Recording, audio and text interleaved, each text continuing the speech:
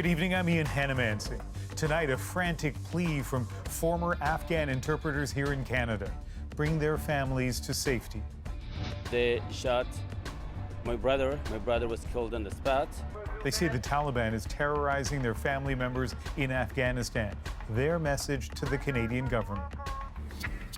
Despite fourth wave fears, Manitoba relaxes restrictions. This is great for our economy. It's great for our communities as well.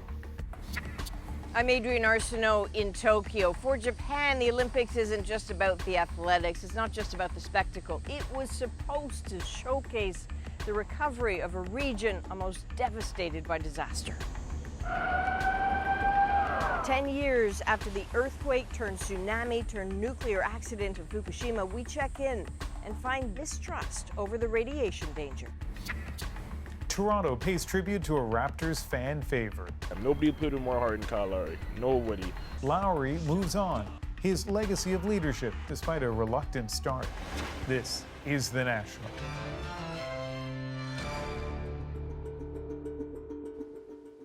The federal government is under fire tonight, accused of abandoning the families of Afghan interpreters who risked their lives for Canada's mission. Their loved ones being hunted down in Afghanistan by a resurgent Taliban. Today, dozens of interpreters and their children already safely in Canada spoke out on Parliament Hill. Because they are here, they're not allowed to apply to help relatives still in danger. And other translators still trapped in Afghanistan are reportedly overwhelmed by paperwork. Ashley Burke looks into their plight. We help the Canadian Army in Afghanistan. Now it's the time for them to help us. They were the eyes and ears of Canada's military in Afghanistan. Now they want the Canadian government to see and hear them. Expand that program, include our family members who are in danger of Taliban reprisal. As violence escalates in Afghanistan, the Canadian government says it's working on getting former interpreters on the ground and their families to safety. Interpreters there say the application process is near impossible, with unrealistic deadlines and demands. We former interpreters. But interpreters here say their loved ones in Afghanistan are also at risk, so Canada's resettlement plan needs to include them. And they shot my brother. My brother was killed on the spot. Abdul Rahim says last year the Taliban threatened his brother, then came the deadly attack. He has 2 daughters and 4 sons. He now worries his other family members could be kidnapped next, then executed one by one, all in an effort to lure him back to Afghanistan for torture or death. The Taliban, it doesn't matter to them. If they cannot reach you, they will take revenge from your brother, your sister, and your parents. I don't want to show like my face. Khan asked to conceal his identity over concerns for his family's safety. He says he got a call today saying the Taliban assaulted his cousins yesterday and one died. The Taliban came out to the village and get them and they beat them. And one of my cousins has been died. Retired Colonel Mark Gasparotto served 2 tours of duties in Afghanistan and says the government's policy must change to be more inclusive. And I'm a soldier, or I was a soldier, and I had the means to protect myself. These people don't have those means, and therefore they're looking to us to help save them. We asked the Immigration Minister's office why those demonstrating today are excluded from the program. The office didn't say, but in a statement said that the program will remain adaptive and flexible to help Afghans who supported Canada and their families. Ashley Burke, CBC News, Ottawa. As you heard, it's not just the interpreters who are urging the Canadian government to take action. I want to play an excerpt of an interview Paul Hunter did with retired Army Captain Corey Shelson on Power and Politics, and he explains why Ottawa must airlift people to safety now and worry about the paperwork later. People who don't speak English are having to fill out the equivalent of a passport application and a personal income tax return, and they're going down to local internet cafes. And guess what? Everybody in these local towns can say, hey, these people aren't from around here. They're not wearing the same clothes. They don't look like us. What are these people doing here? Oh, they're people waiting to go to Canada. And then all of that information gets to the Taliban because they have a very strong intelligence program within the Taliban. So the Taliban know that there are safe houses. The Taliban know that there are people that are waiting to go on flights. And I'm receiving frantic audio messages from people we're talking to saying, hey, we're really worried that we're going to get slaughtered tonight in our sleep because the Taliban know where we are. When do you think the planes are coming, Corey? And my answer is, I don't know. That's retired Army Captain Corey Shelson in Kingston, Ontario. Well, on to the COVID story. For months now, Canadians have been looking forward to putting pandemic restrictions behind them. But now that some provinces are, there is new worry and new tension, including in Manitoba, which today announced it's scrapping mask requirements and capacity limits a month ahead of schedule. As Alison Dempster shows us, that's already proving controversial. This is great for our economy. It's great for our communities as well. Come Saturday, public health restrictions in Manitoba will be lifted for most businesses, including malls, hair salons, and gyms. Masks will no longer be required, just recommended for those not fully vaccinated. And there will be no restrictions on private indoor and outdoor gatherings. So certainly we might see the beginnings of a fourth wave in certain areas, potentially around the world. But in Manitoba, although we're seeing an increasing proportion of cases of Delta, we're seeing that in the face of declining case numbers and declining test positivity. 82% of eligible Manitobans have received at least one dose of a vaccine. 73% are fully vaccinated. Still, in Winnipeg, today's announcement drew mixed reaction. I hope this is the last lockdown, and I hope we're not making a mistake. That being said, our economy can really use this boost in the short term. So I'm really excited for it. I've felt pretty good about the restrictions we've had. I think we could have held on to those longer and kind of waited to see what the numbers do in other provinces that have reopened sooner than us. Provinces like Alberta. Whose province? Whose children? For 5 days, people have been protesting in Edmonton and Calgary over the province's decision to end isolation requirements, contact tracing, and asymptomatic testing. The fact that they're going to let ill people with positive COVID people to go out, it's beyond insane to me. I feel that we cannot properly assess the risk that COVID presents to especially our unvaccinated children without proper testing, tracing, and isolating. Today, Alberta's premier said he's following the advice of the province's chief medical officer of health. I think we should focus on the science and not allow these issues to be politicized. Adding, Albertans need to learn to live with COVID. Alison Dempster, CBC News, Calgary. Ontario laid out its plan to get kids back into schools this fall and keep them there. Deanna Sumanak-Johnson with what's included and what's not. For some Ontario parents, today a sigh of relief. In September, their kids will go back to school in person. I'm totally comfortable to send my kids back to school tomorrow. They miss school desperately. They miss their teachers, their community. Other parts of the plan, virtual schooling remains an option. Masks are mandated for students grades 1 to 12, the first province to commit to this. And activities kids haven't had in school since the start of the pandemic are back. They will be back with their classmates, where they can get back to activities like music and theater and sport and develop those friendships that can last a lifetime. But when it comes to social distancing requirements, the plan only states as much distancing as possible should be promoted between students. And it does not include mandatory vaccinations for anyone. So mandatory masking from grade 1 to 12, that's good.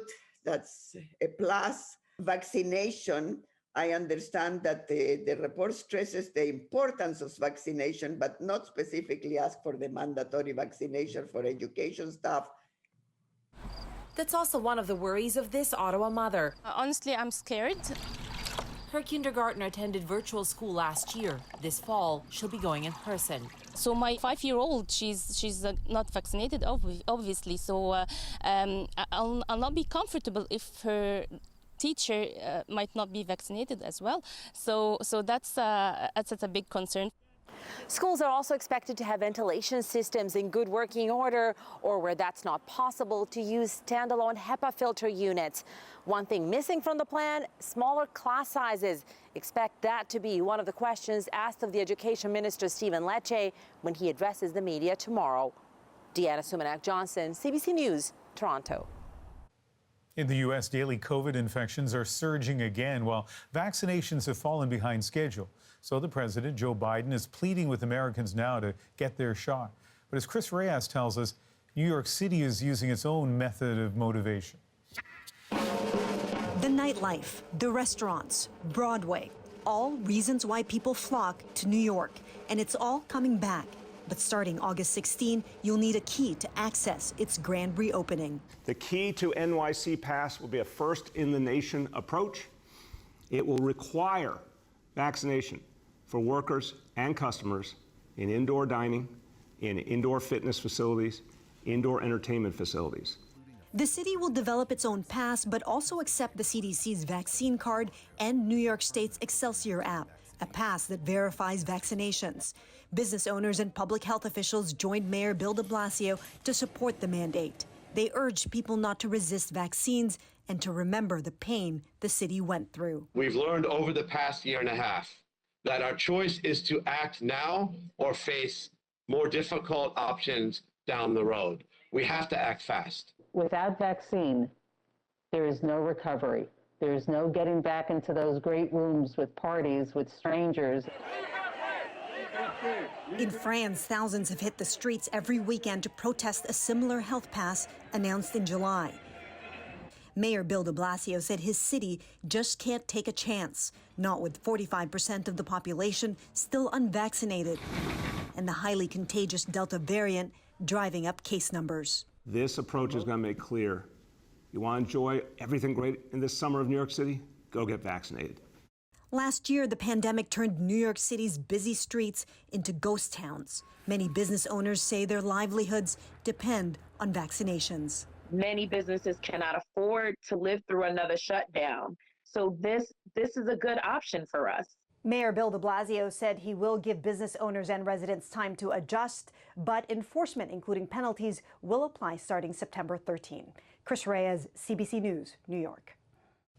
Vaccine passports are also a hot topic here in Canada. Some provinces have said no, including Alberta, Saskatchewan, and Ontario, but Quebec is considering the concept. And Manitoba is already giving out immunization cards that allow people to visit long-term care homes and to skip quarantine after travel. Montreal police are stepping up their investigation into gun violence after 3 people were shot and killed last night. The force calls the shooting unprecedented, and it's asking the provincial police for help. Matt Demore spoke with anxious neighbors. In Montreal's Rivière-des-Prairies borough, a community is in shock and on edge. Lillian Martone lives near the apartment targeted by gunfire last night. For her, things have reached a breaking point. We have to live like snails, stuck inside. I want to live somewhere else because it's become too often now. Police say dozens of shots were fired at an apartment at around 7 o'clock last night. The same building was shot at in June, but this time the attack was deadly. 5 men were shot and 3 died in hospital overnight. This event is unprecedented in Montreal, and it's unacceptable. The event could have had an even worse toll, and could have made a lot of collateral damage. Montreal police have called in support from provincial police to help investigate criminal and gang activity. Parts of the city have seen spikes in gun violence this summer. No more violence! Last week, people in Montreal's Little Burgundy neighborhood held a march for peace after a man was shot and killed in one incident and a vehicle was shot at in another, leaving a woman injured by shards of glass. As police ramp up their investigations, Rivière-des-Prairies borough mayor says having strong links between officers and their communities is key. It's so important because we want to continue to live here in RDP with the confidence to be in safety, not to are being afraid of going outside at 7 p.m. While the investigation continues, Montreal police say they understand that witnesses may be afraid to come forward, but the force is urging people with information to reach out, even confidentially, saying that every weapon seized in the city is a potential victim saved. Matt Damour, CBC News, Montreal. There was public outrage today in Belarus after a critic of the government living in exile was found hanged in a park. Police in Ukraine are investigating whether his suspected murder was made to look like a suicide. Friends of Vitaly Shishov says he had feared for his life as he worked to help other Belarusians flee the regime.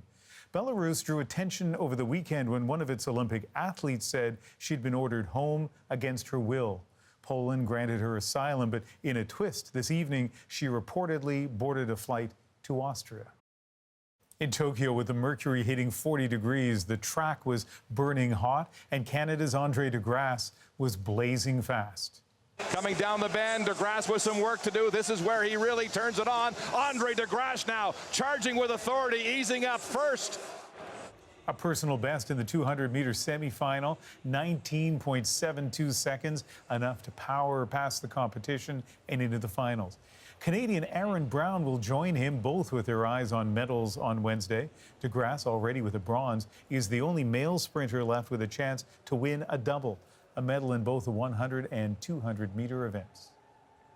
U.S. gymnast Simone Biles took bronze in the balance beam final, and Canada's Ellie Black didn't quite make the podium, but as Briar Stewart shows us, both Olympians shared a similar victory. Black powering through an ankle injury to compete, Biles through a challenge that can be just as crippling. 1 week ago, Ellie Black didn't even think she would be here. She could barely walk, let alone do this on the beam. But she was able to come back for one last shot at the Olympics. In the end, she just missed the podium. Mostly I was just really proud of myself, like, really proud. It's hard coming fourth, but like after my routine I was crying because I was so proud of myself just for getting here. She was one place behind another gymnast who everyone wasn't sure would make it tonight. Simone Biles was expected to dominate at these games, but after this vault, she withdrew from most of the competition. She said she had a mental block that interfered with her ability to twist through the air, making her much more likely to crash. So she was left cheering her teammates on in the stands, a difficult place to be for someone used to always winning. I had some sessions with the sports psychologist here, as well as medical evaluations almost every day to kind of just get a gauge of where I am mentally. I think it's more prevalent, but I was just happy to do beam because I didn't think I was going to be cleared too. That routine earned her a bronze, the same medal she won in this event in Rio. Back then, she saw it as a disappointment, but this time around, a personal victory.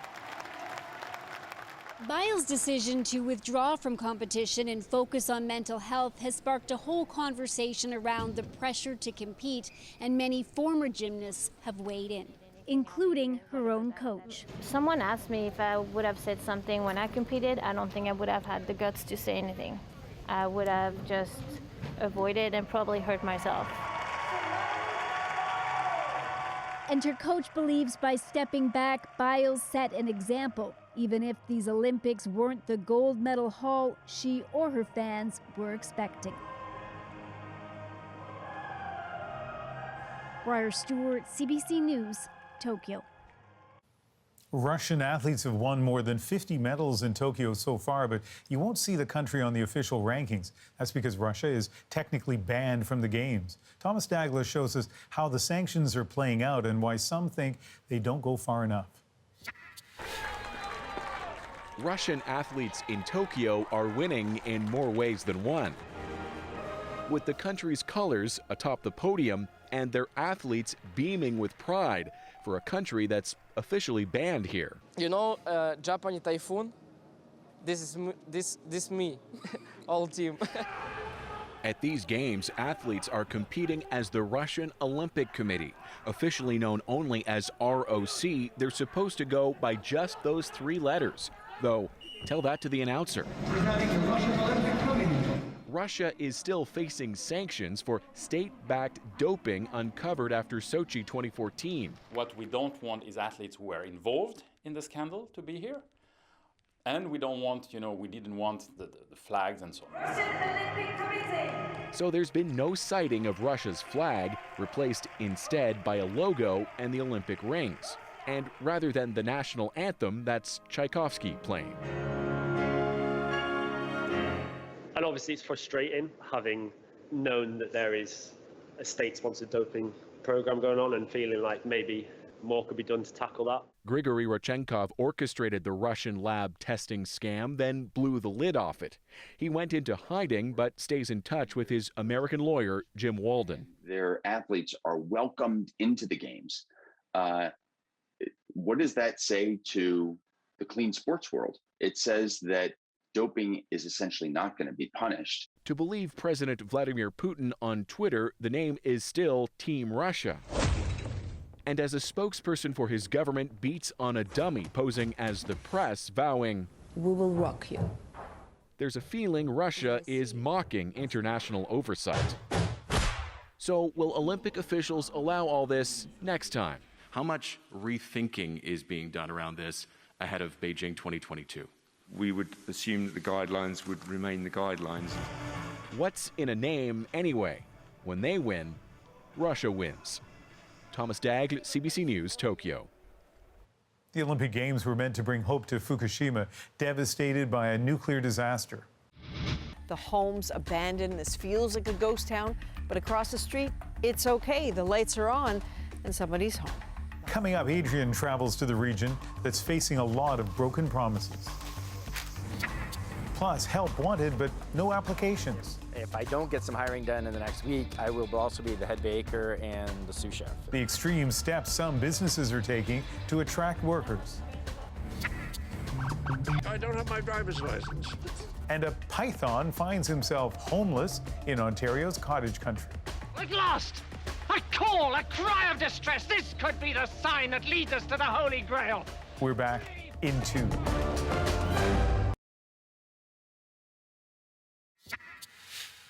After months of pandemic shutdowns and layoffs, businesses right across this country are finally reopening or ramping up. And they're running into a common problem. They can't find enough staff to do the work.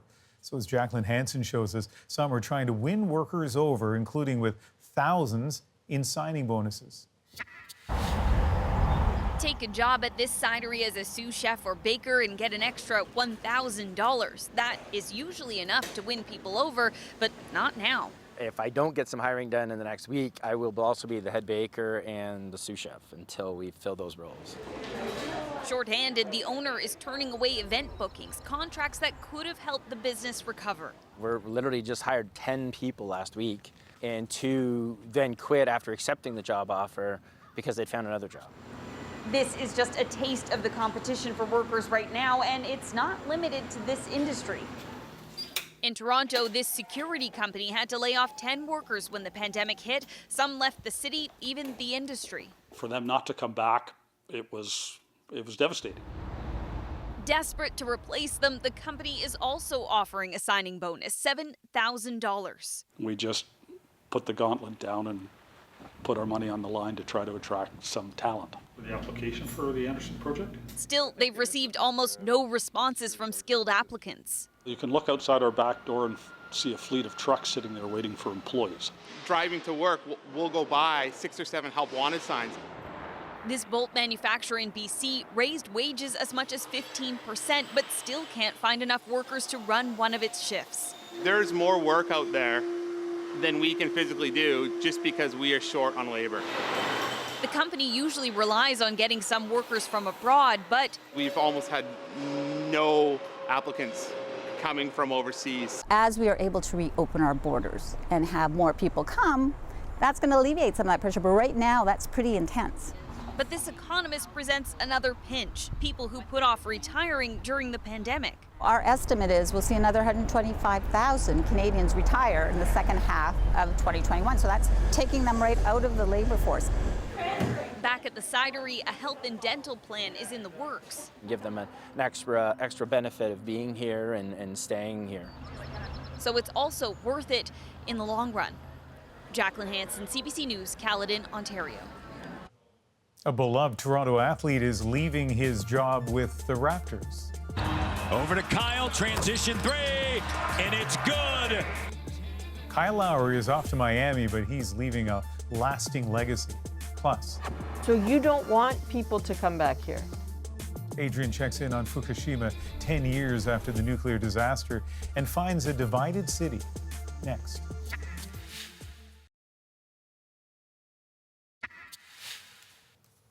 The The Olympic flame in Tokyo, supporters see it as a symbol of renewal. The world's eyes on Japan as it inspires hope in challenging times.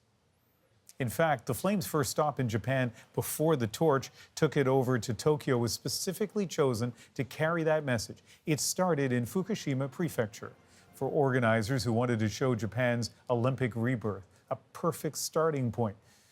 But the choice was also a focal point for critics. A decade ago, Fukushima was the scene of Japan's worst nuclear disaster, the start of Japan's Olympic journey, a place with deep scars.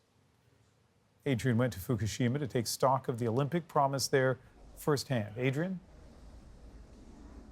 Ian, there was a lot of thought put into how Fukushima would play into the Olympics, how the recovery of it would.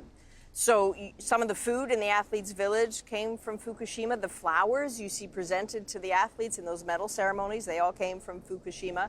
All of those are little details designed to suggest confidence, but as always, the reality on the ground is a lot more complicated.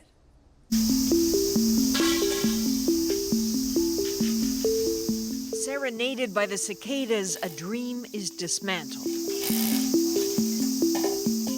The barriers at baseball built to direct fans who didn't come. Now torn down even before the Olympic cauldron is turned off. And that is Fukushima's Olympic story, all dressed up to show the world its recovery, but no one able to see it. And yes, people seem as deflated as the streets are quiet. I was looking forward to many people from many countries visiting here and interacting with them, so I'm disappointed. Consider what they've been through. It was a decade ago that Fukushima was dealt a staggering blow. An earthquake so strong it pushed the sea floor up 16 stories. A tsunami that killed so many and washed away entire villages also flooded the nuclear plant. Unable to keep reactors cool, it exploded. And when that radioactive cloud moved north, 150,000 people in the way moved out. Only a small percentage have come back. Those returning to the once abandoned Tate village find Nobuyoshi Ito waiting. He stayed thinking he could help with cleanup and monitor the radiation. What he sees still makes him mad. So you don't want people to come back here? Yes, that's right. The government has to declare this as a place where people should not live. The trouble is trust. He insists the government has been downplaying risks from moment one. So he collects soil samples from farms, from the woods, from his own yard, and he still sees danger. While there's always background radiation no matter where you are, when numbers climb next to the soil, it is, he says, proof contamination lingers, and too much of it in his mind. It will take 300 years to restore the village to its original state, and it will continue to emit radiation for 300 years. So the reality is that no matter how much money we spend on reconstruction from the nuclear accident, it will never be the same. But Japan is spending. It's one of the world's most expensive restoration projects. Sports complexes, hotels, incentives offered to those who return. Radiation level signs are posted everywhere. They're meant to reassure. Often they don't. Neither do scenes like this. The frozen-in-time world of Futaba, just 4.5 kilometers from the stricken nuclear plant. A place where calendars and clocks are stuck on the moment disaster struck. Homes and workplaces fled in an instant, untouched in a decade. Some of Futaba is being rebuilt, but not all. Just as some of nearby Tomioka is ready for returnees, but definitely not all. The warnings outside one housing complex declare it's a no-go zone.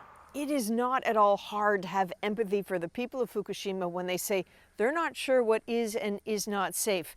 We're in an exclusion zone. The area behind these gates is totally cut off, the parking lot overgrown, the homes abandoned. This feels like a ghost town, but across the street, it's okay. The lights are on and somebody's home. There are lots of contradictions. The rice paddies flourishing alongside fields now stacked with hundreds of thousands of bags of contaminated radiated soil. It's a cruel crop sprouting all over Fukushima. A permanent location for all of it may be 25 years away at least. Until then, the site unnerves. As do they, the feral boar who moved in when people left. They bred with domesticated pigs and roamed freely over radiated earth. They have to be hunted before it's safe for humans to go back. Those that lurk still are a threat for farmers trying to make a go of it. Are they a problem, the wild boar? Yes, every time. Because once farmers come back here and grow the agriculture products, especially just before harvesting, wild boar come. The boar can be managed. The fear is harder.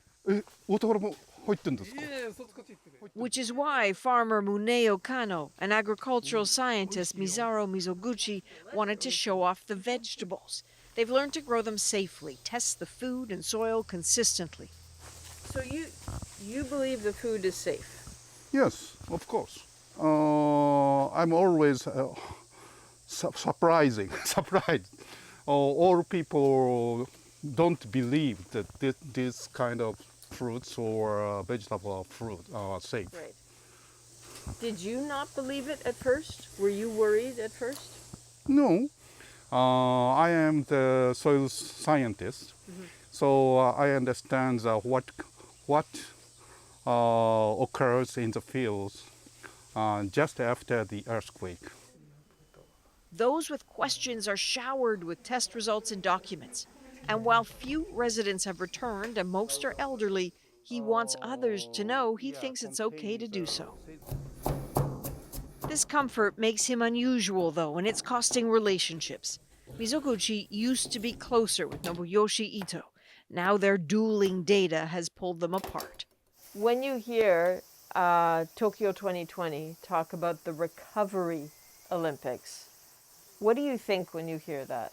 It is all lies and deceit, isn't it? Because is anyone recovering? Itate village had 6,500 people before the accident, but only 1,400 have returned. What happened to the others? It's only when those people return that you can say things have recovered.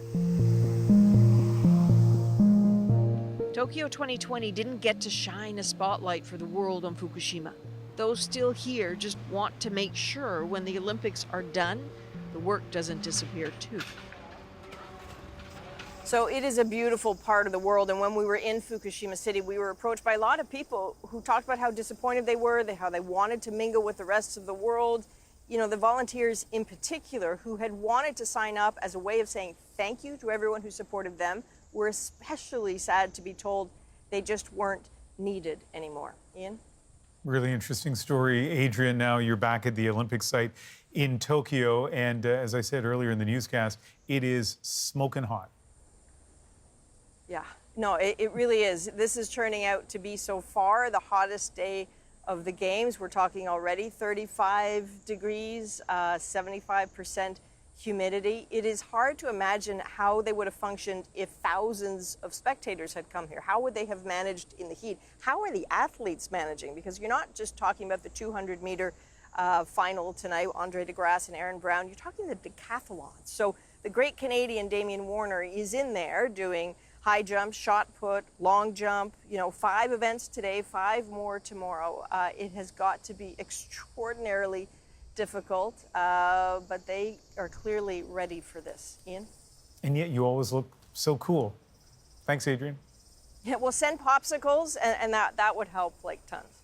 Okay, consider that done.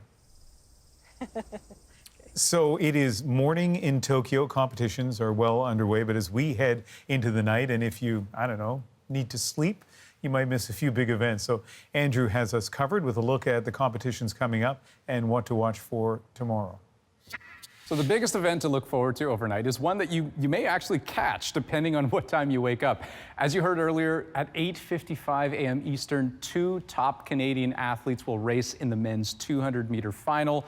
Aaron Brown. He's already proven that he can run that distance in under 20 seconds, and he's been having probably the best races of his career in Tokyo.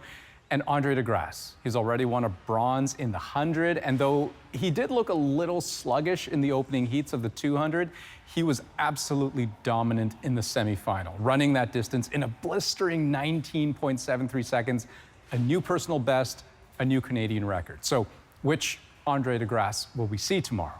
Still, trackside, Damian Warner continues his hunt for a decathlon medal. He is the #1 ranked decathlete in the world right now, so you can bet with his bronze medal from Rio, he's got one thing on his mind: change the color. And let's not forget the other Canadian in this event as well, Pierce LePage, ranked #4 in the world. So we're talking about 2 legitimate medal chances in this event, which is absolutely unusual and exceptional for Canada. Overnight, they'll get through the high jump and the 400 meter. Finally, a couple of quick notes for you. Canada's Jacqueline Simoneau and Claudia Holzner have advanced to the final in artistic swimming. And brand new event, sport climber Alana Yip set to make her push through women's qualifiers, hoping to advance to the event final. We will know more by the time we wake up. All right, that 200 meter final, 5:55 a.m. Pacific time, alarm set. Now, for some, running is not just an Olympic sport. It was a time where we're the only brown guys in the school. Coming up, the coach that found a safe space on the track, now inspiring others to do the same.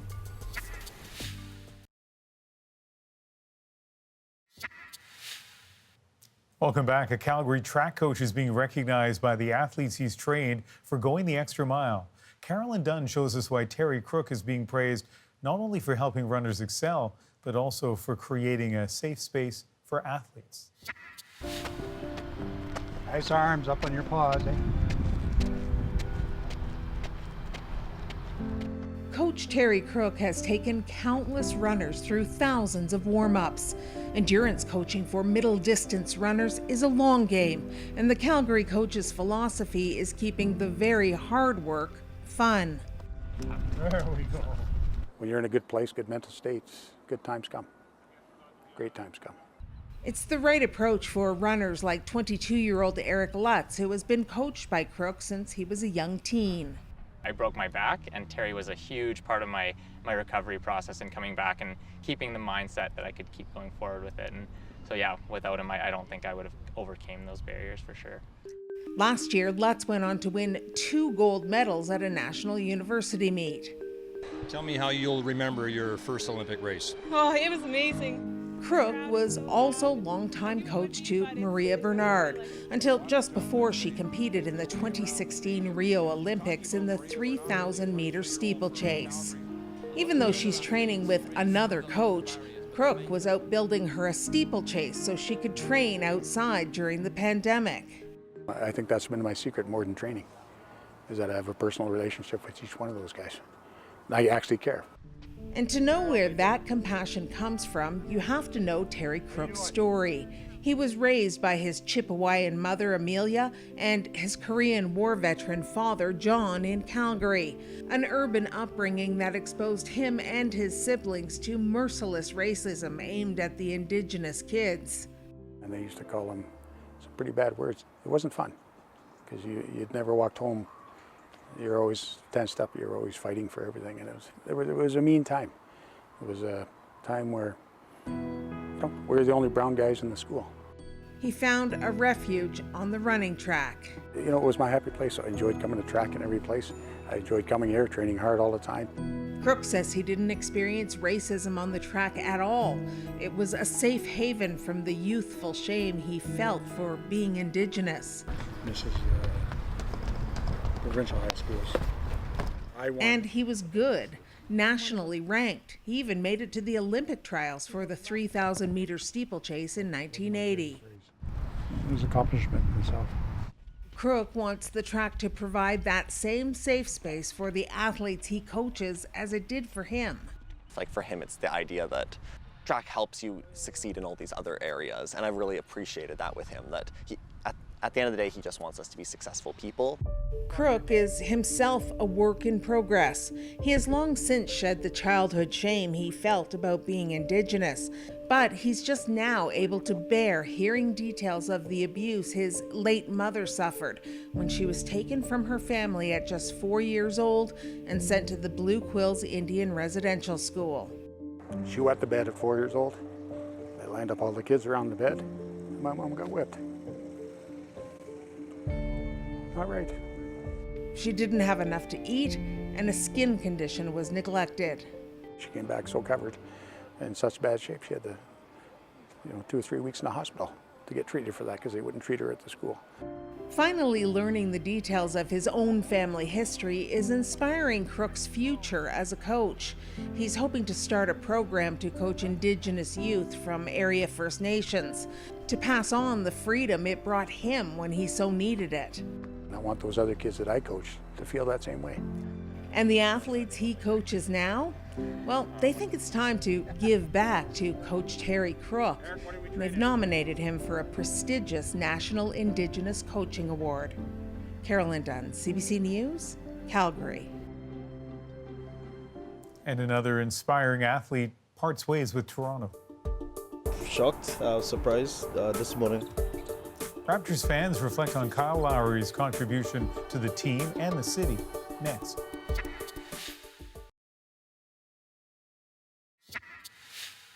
You probably heard Kyle Lowry is parting ways with the Raptors and joining the Miami Heat. Greg Ross now, and the legacy the six-time All-Star leaves in Toronto. Lowry scoops it up. Lowry. Kyle Lowry's departure has Toronto talking and Raptors fans feeling a range of emotions. Shocked, surprised. This morning I read it to the news. Definitely lost for Toronto, but I'm glad that he's gotten a great offer. Moving on, wish him the best of luck. Nobody put in more heart in Kyle Lowry. Nobody. Lowry spent 9 seasons with the Raptors, which is incredible when you consider he didn't really want to be here in the beginning. He thought this was just going to be a pit stop and he was going to be somewhere else, so much so that he didn't even put the phone numbers of his teammates the phone numbers of his teammates into his phone. Raptors president Masai Ujiri even attempted to trade him back then, but for one reason or another, it never panned out.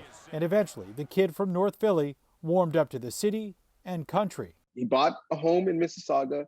His kids were here all the time. He was here all the time. Kyle, 3 seconds. His attitude also changed on the court, where he became a dominant force for the Raptors. He has been sensational. He leaves the franchise as the leader in three-point field goals and assists and steals and charges taken, obviously, and triple doubles.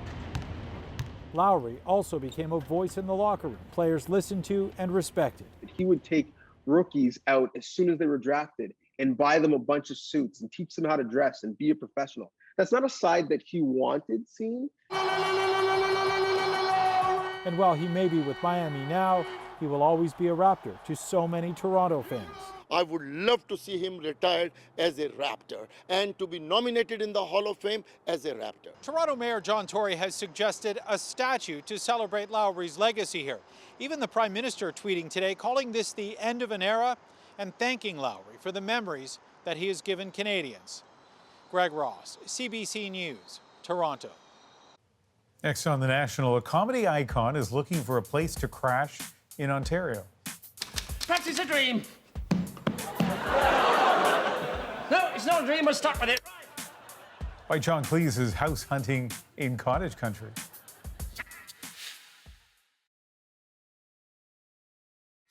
At last! A call, a cry of distress. This could be the sign that leads us to the Holy Grail. Actor and comedian John Cleese is shooting a movie in Canada, but he ran into a little trouble with his accommodations. After he lost his Airbnb reservation, he went to Twitter to ask his followers for a solution, and they delivered. The huge amount of support for the Monty Python star is our moment. May I suggest that you consider moving to a hotel closer to the sea, or preferably in it?